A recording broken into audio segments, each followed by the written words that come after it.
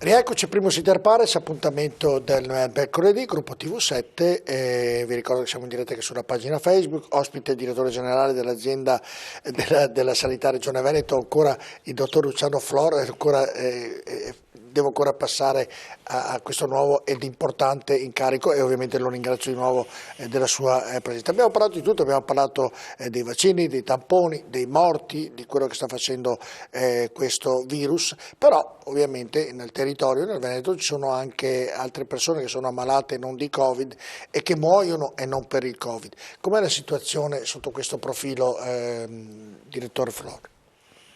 Allora, lo sforzo per assistere ai malati Covid, che ricordo è una categoria di ammalati che si è aggiunta a quello che rutinariamente noi facciamo, ci ha costretto a posticipare alcuni tipi di cura, a ridurre alcuni tipi di prestazioni, ovviamente non quelle urgenti, non quelle per i malati più gravi.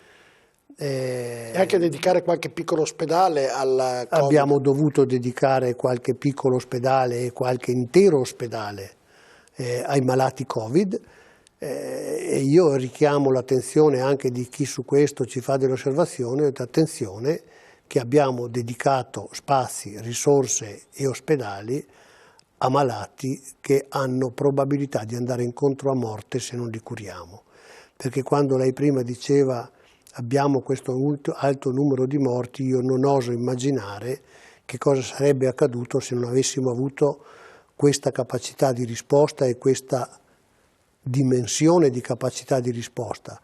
Noi abbiamo sempre avuto più posti letto liberi di quelli che servivano, li abbiamo in certi momenti riempiti tutti, avevamo dei reparti completamente occupati e quindi questo nei singoli ospedali, però il bilancio regionale dava sempre una possibilità a tutti di essere curati.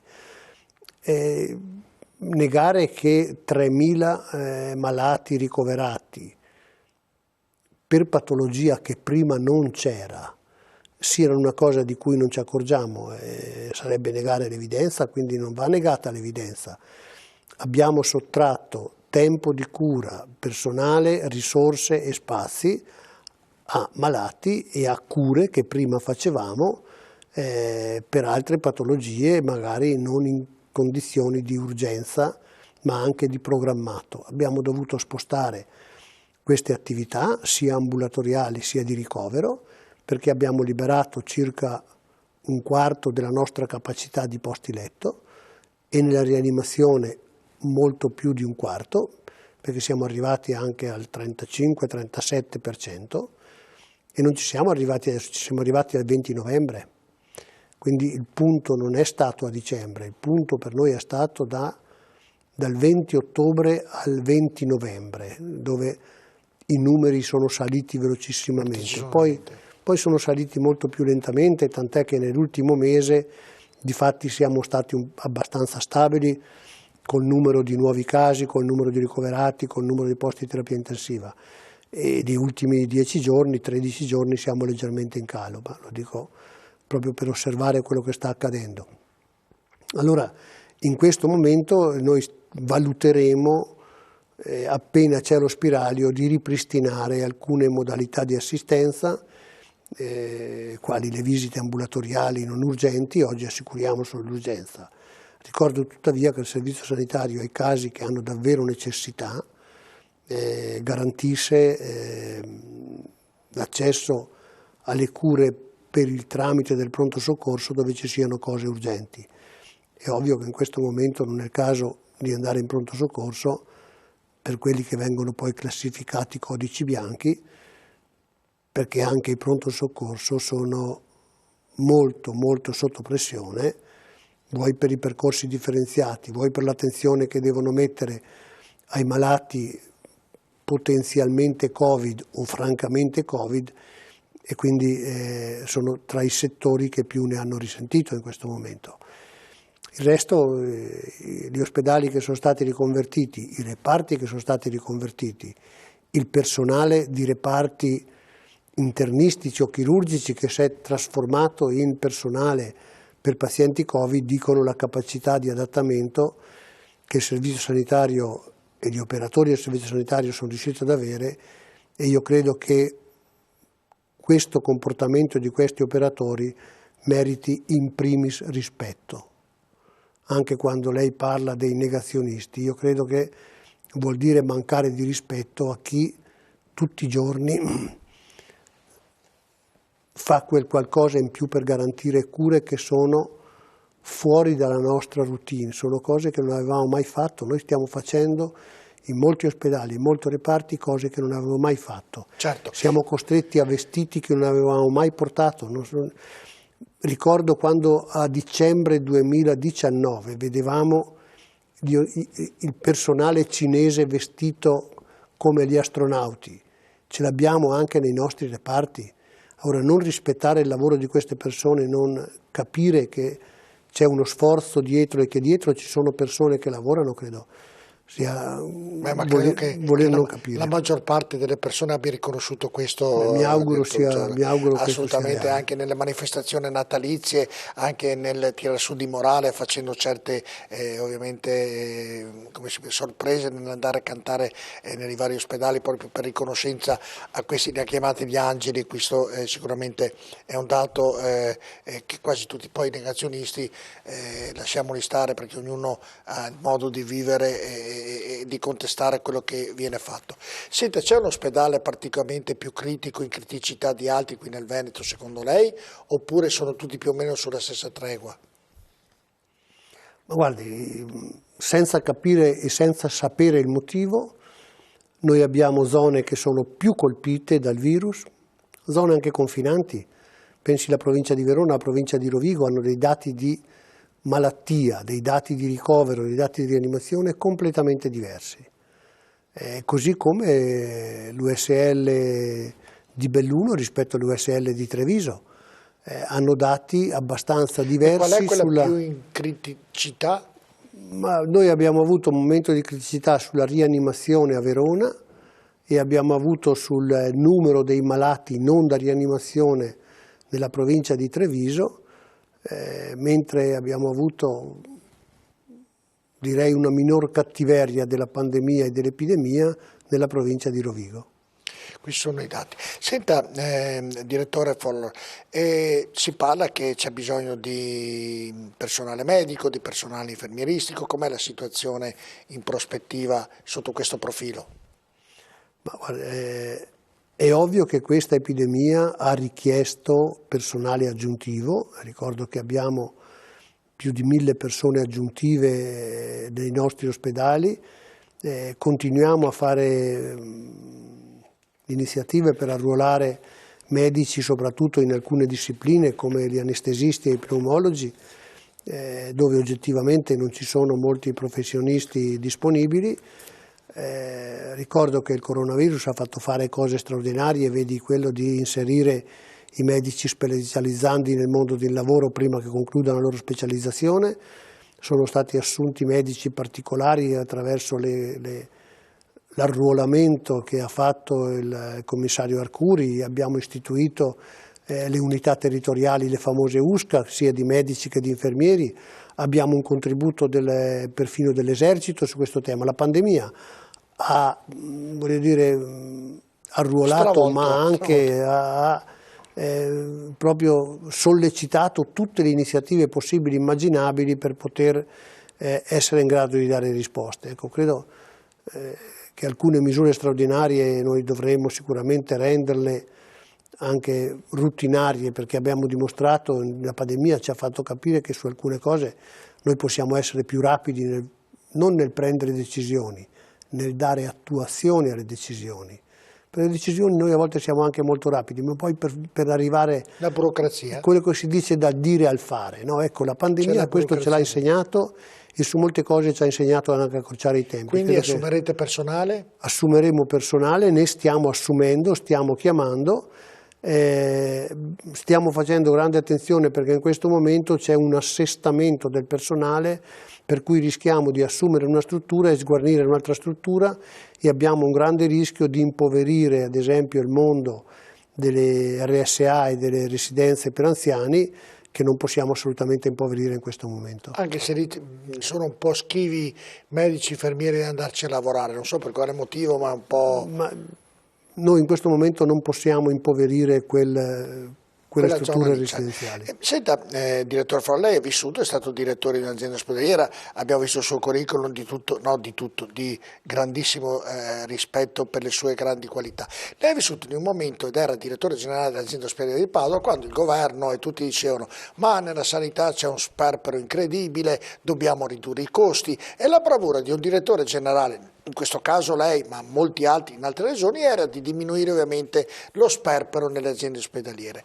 Oggi il Covid dice no, calma, la sanità è importante e lo Stato deve investire nella sanità e deve sicuramente dare e tutelare i cittadini, anche perché noi siamo un paese assistenzialista sotto questo profilo. Lei cosa pensa? Era stato fatto male in quel periodo, il male, perché qui bisogna aspettare il morto prima di cambiare le strategie. Cosa pensa di questo passaggio di mentalità? Era più giusto prima nel ridurre o è giusto ora investire nella sanità?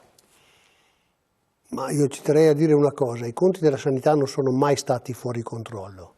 Sono sempre stati... Non ho detto fuori controllo. Lo dico perché sono sempre stati super controllati e super qualificati, nel senso si sapeva come li spendiamo. Io direi per fare tutto quello che si vuole fare bisogna metterci anche le risorse. E perché sono state tolte inizialmente dallo Stato, da chi decideva? Ma guardi, lo Stato mette a disposizione del servizio sanitario le risorse che ha, le risorse che è in grado di ricavare. Però hanno detto, calma, state spendendo troppo, cominciamo a ridurre, cominciamo a diminuire i reparti, cominciamo a diminuire i posti letto in tempi non sospetti, poco tempo fa. Ora il Covid sta facendo cambiare mentalità e la domanda che le facevo, era più giusto nel ridurre o è giusto investire nella sanità e dare i posti letti, tranquillità ai cittadini? Allora, non dobbiamo pensare che in Italia ci sono grandi differenze nel servizio sanitario da regione a regione e che ai nastri di partenza di ogni anno abbiamo tutti la quota capitale di finanziamento che è uguale per tutti. Non tutti hanno sviluppato un servizio sanitario efficiente, efficace e con una buona quantità di risposta.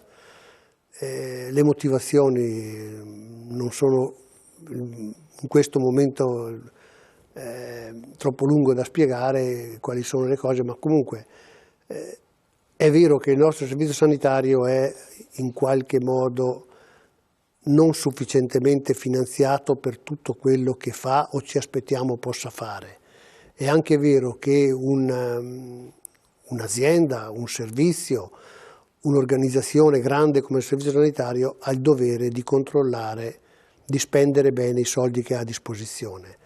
E allora in qualche occasione mettere un po' di pressione sull'utilizzo delle risorse può anche essere un momento di riflessione. L'epidemia ci ha dimostrato che per fare certe cose o si hanno le risorse o non si possono fare. E credo che la mobilitazione che ha avuto il servizio sanitario ha fatto capire che oggi siamo molto tirati rispetto al finanziamento che disponiamo. Non sono mancati i posti letto, ci siamo accorti che per fare certe cose serve personale, servono particolari attrezzature e serve avere, e lo dico a livello paese, una programmazione che venga anche realizzata. Perché la programmazione a volte noi sulla carta ce l'abbiamo fatta bene, ma la pratica a volte è un po' diversa dalla grammatica. Carte fatte bene, realtà non altrettanto bene.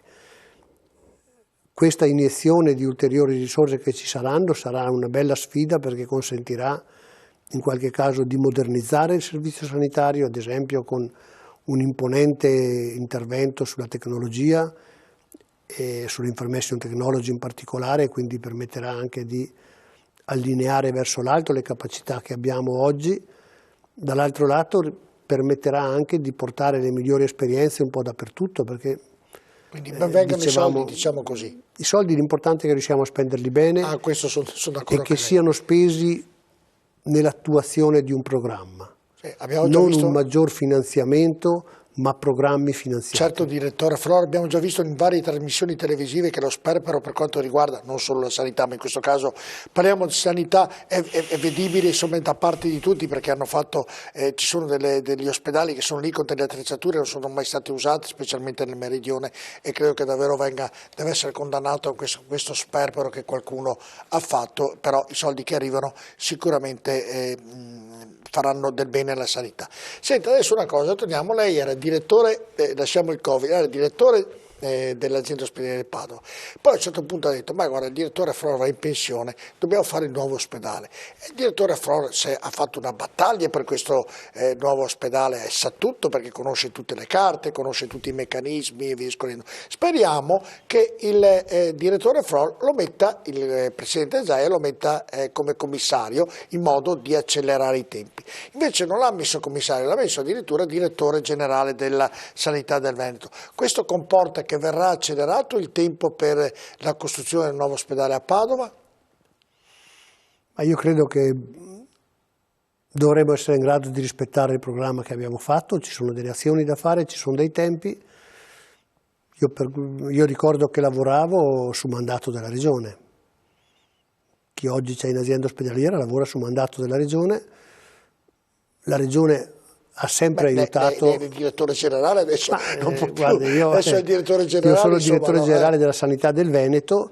Il nuovo ospedale di Padova è un progetto strategico della Regione Veneto. Certo. Io ho portato avanti un progetto strategico della Regione Veneto. Non ho fatto solo se i tempi verranno rispettati o diminuiti, solo questa è la domanda. È tutto conosciamo tutto. Solo se noi abbiamo costruito un programma di tempi che era ambizioso e io credo che l'obiettivo è quello di rispettare i tempi che ci eravamo dati. Adesso lei direttore. Senti, invece un'altra cosa, allora ci sono 12 cittadini che tra l'altro per lo più sono ingegneri o architetti che hanno sottoscritto un esposto alla Procura della Repubblica sull'iter che ad agosto ha portato all'approvazione del progetto definitivo per quanto riguarda ovviamente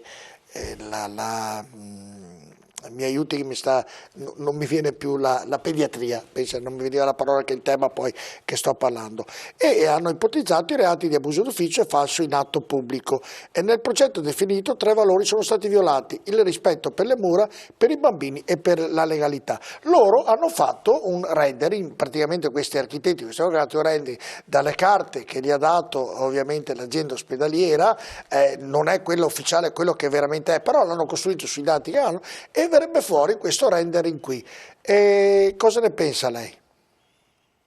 Ma io penso che se c'è una esposta... lasciamolo pure rendering, lo mettiamo a metà, Marco, perché loro contestano praticamente le dimissioni dell'edificio, come mole simile al Palazzo della Ragione, dicono praticamente raddoppiate dall'avvio della procedura del 2017 fino all'approvazione in conferenza dei servizi. Eccolo qui. Ma guardi, l'iter è stato seguito da professionisti, ingegneri, architetti, da economisti, da giuristi, ha avuto un bando europeo, ha avuto un iter nei diversi uffici dell'azienda, del comune, della regione, è stato visto dai tecnici di tutti questi enti, l'abbiamo approvato alla luce del sole, gli atti sono tutti pubblici. Siamo a completa disposizione della magistratura e di quello che la magistratura ci chiederà. Le devo dire che la sovrintendenza ha preso atto che l'edificio rispetta i vincoli della distanza di 25 metri dalle mura e 10 dal canale San Massimo, dunque la sovrintendenza ha confermato che quello che avete fatto voi è tutto corretto. Però questi... Ma guardi, magari ci sono cose che io non so. Sulle cose che io so e sui limiti che avevamo, sui rispetti che dovevamo avere, abbiamo cercato di fare questo lavoro rispettando tutte le norme esistenti, che noi conosciamo e che sono conosciute. Siccome, ho detto, ci siamo avvalsi di supporto di personale di diverse aree, quello giuridico, quello economico, quello tecnico, quello ingegneristico, io credo che abbiamo fatto un lavoro per dare alla città e all'ospedale una risposta che attende da tanto tempo. Però io credo non si debba avere nessun problema per dimostrare pubblicamente quello che si è fatto. Noi pensavamo di averlo fatto in tutte le sedi, lo faremo anche davanti alla magistratura e nelle misure in cui la magistratura riterrà necessario. Io sono assolutamente ma non c'è tranquillo. nessuna ipotesi di né No, di no, ma reato, sai, né la ci sono violazione, indagati, cioè, quando si parla di violazioni, allora io non so che cosa abbiamo violato rispetto ai bambini, non so che cosa abbiamo violato rispetto alle mura e non so che cosa abbiamo violato rispetto alla legge. E quando lo saprò io darò le risposte che sono di mia competenza e per quanto conosco. Io non è che reclamo l'assoluta buona fede, io reclamo l'assoluta correttezza e trasparenza che abbiamo messo nel fare questo intervento e tutti gli enti che hanno partecipato. Quindi mi dispiace che venga messo in dubbio questo aspetto da persone con le quali io ho direttamente parlato ed ho direttamente illustrato quello che stavamo facendo e discusso anche rispetto ad alternative che non c'erano, perché l'alternativa che oggi viene proposta è l'alternativa che non è data, è un'ipotesi che non c'è. Qui c'è un programma sottoscritto da azienda ospedaliera, università, provincia, comune e regione, che dice come e che cosa facciamo nella sede di Via Giustiniani e nella sede di Padova Est. Se questo non è, bisogna che chi ha sottoscritto ne prenda atto, riavvolgiamo il nastro e torniamo al 2016. Io mi auguro che questo non accada. Sarebbe grave. Io mi auguro che non accada e non capisco perché dovrebbe accadere, io non conosco le motivazioni per cui dovrebbe accadere. Ecco, senta, ma questo porterà anche ritardi di tempi per quanto riguarda la nuova pediatria?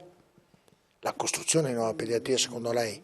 Noi non abbiamo oggi atti o documenti che ci dicano di fermare l'iter dell'opera. Noi stiamo andando avanti e sta andando avanti l'azienda ospedaliera, c'è un responsabile unico del procedimento che sta facendo le cose che sono previste e pensiamo di pubblicare il bando dei lavori nei tempi che sono previsti. E quando dovrebbero essere questi inizi dei lavori? Siamo abbastanza imminenti, io credo che per Pasqua avremo il bando di lavoro pubblicato a livello europeo. Ma nella vita c'è sempre chi riesce a complicare le cose, non lo so nemmeno io, però vabbè, ogni modo è giusto. Ma se c'è questa richiesta di chiarezza e trasparenza a me fa solo piacere. Sì, ricordo che quest'opera... le dirò di più che il fascicolo al momento senza ipotesi, ripeto, di reato indagati è stato affidato al PM Benedetto Roberti che analizzerà la documentazione depositata in tribunale, quindi ovviamente valuterà se è il caso di convocarvi e di fare un ragionamento per quanto riguarda la nuova pediatria. Ma guardi, preventivamente, cioè vuol dire 3 anni fa, per l'avvio di quest'opera, come per l'opera di Padova Est, abbiamo chiesto la sorveglianza collaborativa dell'Autorità Nazionale Anticorruzione, che stiamo interessando proprio in questi giorni perché l'Autorità Nazionale Anticorruzione interviene proprio in questa fase sull'edificio della pediatria. Speriamo che vada tutto a buon fine per i bambini e per chi ha bisogno di questo reparto che è importante per quanto riguarda la popolazione padovana. Siamo in conclusione. Dorme la notte, direttore Floro, la notte adesso con questo incarico, dorme la notte di più o meno di prima quando era direttore dell'azienda ospedaliera di Padova? Perché prima aveva, se non mi corregga, 8.000 dipendenti, adesso quanti ne ha in tutto il Veneto? Ma non solo direttamente, ci sono i direttori generali delle aziende, però lei direttore della sanità, la sanità veneta ha 60.000 operatori. Ecco, pensi lei ha quintuplicato 8 per 7, sì, 7 volte, 7-8 volte di più. Ma dorme la notte? Ma io vado a dormire abbastanza tardi e mi sveglio abbastanza presto. E in quelle poche ore dorme? Sì, dormo. Cosa le preoccupa di più di questo periodo, direttore Floro? Credo che il desiderio di uscire da questa situazione di incertezza legata all'epidemia e legata alla criticità che comunque abbiamo tutti i giorni, perché tutti i giorni abbiamo a che fare con questa malattia che condiziona l'operato, condiziona il comportamento. Chi di noi avrebbe pensato 2 anni fa di viaggiare sempre con la mascherina in mano e indossata? Ci condiziona molto, ci condiziona la vita. Io, se devo esprimere un desiderio, è che questo finisca presto, che ci sia una soluzione di ripristinare un funzionamento della società civile che oggi in alcune cose è molto complessa, perché stiamo perdendo anche un po' i rapporti sociali, il gusto di stare insieme. Ormai viviamo continuamente con l'idea di stare lontani, quando invece la forza della società è lo stare vicini. Ha paura? No, non ho paura. Grazie direttore Froy, in bocca al lupo per il lavoro che dovrà svolgere per la Regione Veneto, per questo incarico davvero prestigioso ma anche molto molto impegnativo, davvero un in bocca al lupo di cuore. Grazie dell'augurio, quanto al lupo ci penso io. Ci penserei, va bene. Invece io do appuntamento a mercoledì prossimo con un'altra puntata di Primo Inter Pares. Ospite arriverà ovviamente dopo un mese, arriverà il sindaco di Padova Sergio Giordani. Vi auguro davvero una buona notte. Buonanotte. Questo programma è stato offerto da Dispar, Eurospar, Interspar. Da 60 anni. Il valore della scelta.